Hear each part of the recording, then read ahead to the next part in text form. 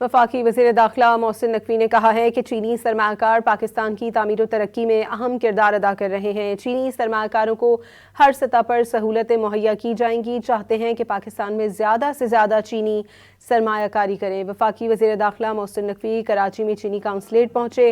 چین کے قونصل general Zhang یوڈنگ نے وزیر داخلہ محسن نقوی کا خیر مقدم کیا۔ وفاقی وزیر محسن نقوی کی چینی قونصل جنرل سے ملاقات ہوئی، جس میں پاک چین دو طرفہ تعاون، چینی سرمایہ کاروں کو سہولتوں کی فراہمی اور سیکیورٹی سے متعلق امور پر تبادلہ خیال کیا گیا۔ وزیر داخلہ محسن نقوی نے پاکستان میں چینی شہریوں کی حفاظت کے لیے کیے گئے اقدامات سے آگاہ کیا۔ وزیر داخلہ محسن نقوی نے چینی قونصل جنرل اور کراچی کے چینی بزنس مینز کو اسلام آباد کانفرنس میں شرکت کی دعوت دی۔ محسن نقوی نے کہا کہ چین کے بزنس مینوں کے مسائل کے حل کے لیے جلد اسلام آباد میں کانفرنس کا انعقاد کیا جائے گا۔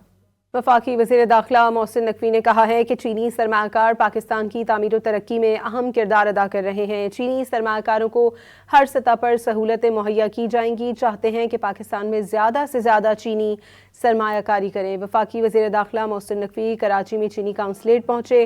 چین کے قونصل جنرل ژانگ یوڈنگ نے وزیر داخلہ محسن نقوی کا خیر مقدم کیا۔